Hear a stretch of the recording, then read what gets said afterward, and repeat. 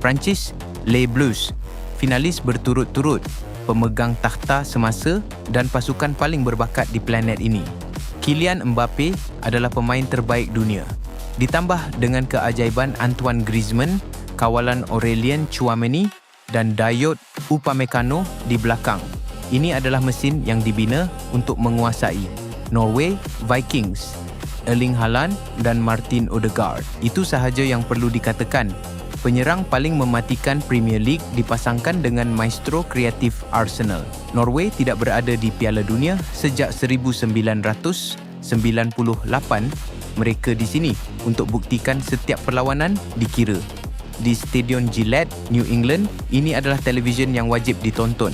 Haaland melawan pertahanan Perancis adalah padanan yang semua orang nantikan. Bolehkah penyerang terbaik dunia dedahkan pasukan terbaik dunia? Kecepatan Mbappe melawan barisan belakang Norway.